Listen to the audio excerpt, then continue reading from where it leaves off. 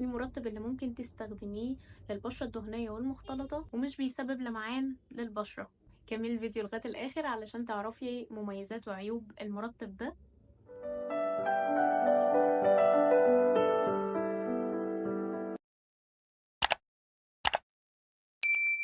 خلينا متفقين ان المرطب في العموم اصحاب البشرة الدهنية والمختلطة دايما بيعانوا وقت طويل جدا علشان يلاقوا مرطب يناسبهم، كمان مش بيسبب لمعان للبشرة، وكمان يكون مناسب للصيف وللشتاء.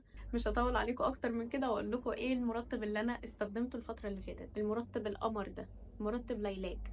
مرطب ليلاك من شركة مصرية، بجد المرطب ده عجبني قوي، بس عايزاكي تكملي الفيديو لغاية الاخر علشان تعرفي ايه العيوب بتاعته وايه مميزاته. بصراحة المرطب ده عجبني جدا، وعجبني مش عجبني من فراغ يا جماعة، لا بجد المرطب ده عجبني لحاجات كتير جدا هقول لكم عليها في الفيديو ده. اللي عجبني في المرطب ده ان هو من شركة مصرية، دي اول حاجة عجبتني. اخيرا لقينا بديل للمنتجات المستوردة اللي احنا دايما بنستخدمها وبتكون حلوة جدا وعجبانا. لقينا مكونات حلوة جدا في شركات مصرية بتعمل مرطبات ومنتجات حلوة جدا. تعالوا اقول لكم ايه المكونات بتاعته. اول حاجه وفي السيراميد، وفي كمان النايسيناميد، وكمان في فيتامين ب 5 وزيت اللوز الحلو واليوريا والعسل والكولاجين. حجمه بقى حجمه حلو جدا، 100 مللي، فهيقعد وقت طويل معاكي. مكتوب عليه ان هو بيستخدم بعد جلسات الليزر وبعد جلسات التقشير الكيميائي. المرطب ده بقى تقدري تستخدميه في الصبح وفي الليل عادي جدا وتدخليه في الروتين بتاعك. ايه بقى اللي عجبني في المرطب ده؟ اول حاجه ان هو خالي من الزيوت والعطور، لان في ناس كتير جدا بتتحسس من العطور وبشرتها حساسه ومش بتقدر تستخدم حاجه فيها عطور.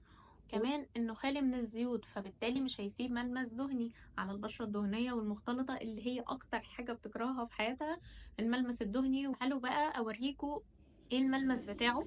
احنا هناخد حبة صغيرة كده. مبدئيا ده شكله تمام، شايفين بيقع ازاي على ايدي؟ بصوا. طيب انا هحطه على ايدي هنا.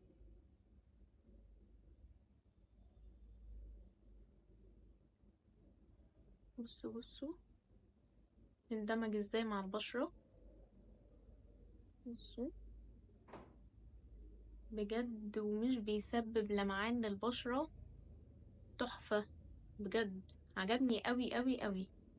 بصوا ملمسه، في ثواني هتلاقي بشرتك اتشربت المرطب ومفيش اي ملمس خالص. بصوا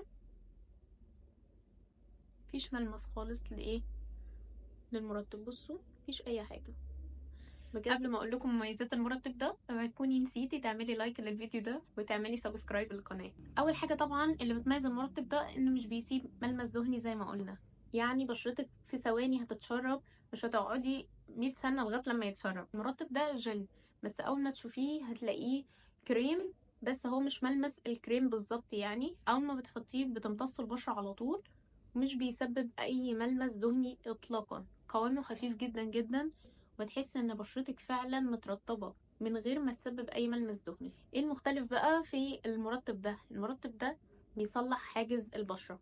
يعني ايه حاجز البشرة؟ يعني لو بشرتك فيها اي التهابات، فيها اي احمرار، بشرتك بايظة من الاخر، المرطب ده هيحسن بنسبة كبيرة. لو فيها احمرار، لو حاجز البشرة عندك متضرر شوية، عشان كده ينفع جدا مع جلسات الليزر او جلسات التقشير الكيميائي. بعد ما البشرة بتتعرض للجلسات دي، المرطب ده هيكون مناسب جدا لو حد بيستخدمه. تستخدميه ازاي بقى؟ بعد الغسول بتاعك بتستخدمي المرطب، بعد كده تحطيه على بشرة نظيفة الصبح وفي الليل طبعا. كمان بقى الناس اللي بتحط ميك اب هيكون حلو جدا جدا قبل الميك اب، وهيكون شكله تحفة. كمان تقدري تستخدميه تحت العين، المنطقة دي مش هيأذيها أبدا لأن هو القوام بتاعه جل، فهو خفيف جدا مش هيأذي المنطقة دي إطلاقا، بالعكس ده هيرطبها وهيحسن جدا من شكل المنطقة دي. بس مش بنقول ان هو هيحسن من شكل الهالات، في فرق ما بين المرطب وفي فرق ما بين ان انت تستخدمي حاجة مخصصة للهالات. عيوبه بصراحة يعني انا ما لقيتلوش عيوب قوي، غير ان ممكن يكون سعره عالي شوية بالنسبة للناس، مثلا سعره ب240، فممكن يكون مش مناسب لكل الناس مثلا. ودي كل الحاجات اللي اقدر اقولها عن مرطب ليلاك.